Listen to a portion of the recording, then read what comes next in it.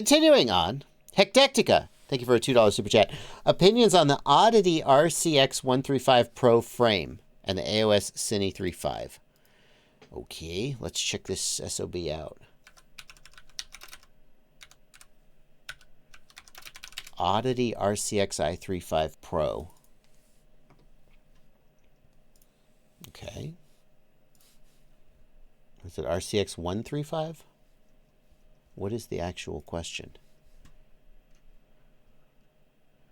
I gotta see if I can find this. I'm gonna copy paste it.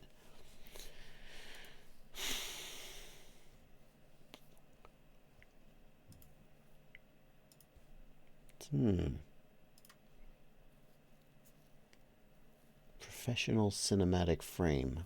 118 grams is pretty light. Is that light for a Cinewhoop?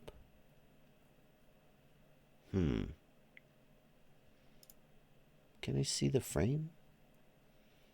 I'm skeptical of this style of molded plastic in general. I'm upset that there are so many close-ups and I can't see the whole effing frame except for the top-down view. It's really hard to get a sense of this frame, to be honest. There's a bunch of top-down pictures of the whole. I can't really judge it. And then there's a bunch of close-ups, but I can't really tell anything about it. So I don't know if I have an opinion. Like, it's really impossible to know how the frame goes together. I don't have an opinion about it. I'm sorry. The AOS Cine35, that's Chris Rosser's build. Chris Rosser definitely knows his business when it comes to designing frames with good resonance characteristics. It does look like he has designed this Cine frame. Here's the thing about Chris Rosser, though. Chris Rosser, he designed the AOS 5, and it is a frame that was designed by a person who is an engineer first and a pilot second. That's my opinion, and I think that's a fair and honest thing to say. I hope that nobody will get offended if I say that. I think Chris would probably agree. I hope that he's an engineer first and a freestyle pilot second.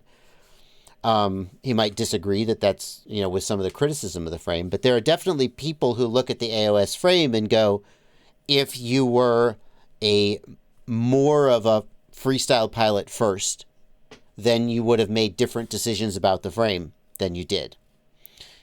And I think that the more specialized you get, like when you build a Cinewhoop, people who are using it to do work are going to have certain opinions on how it needs to be. And so I think that there is more potential for the Cine35 for people who fly Cinewhoops on a daily basis for work to look at it and go, this was designed by an engineer first and not a professional Cinewhoop pilot, because of decisions that were made.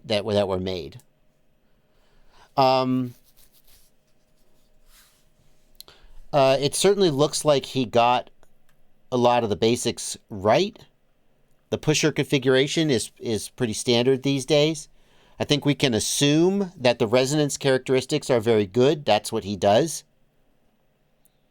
It looks like it's probably a little heavier than some of the other frames that you could get in this size class, just because I see him using like a standard carbon fiber plate construction for the main plate. That is going to make building and maintenance a little easier, perhaps. Most Cine frames are moving away from this style of duct/prop guard to something that's smaller and lighter. However, this is going to protect wall property and actors very well.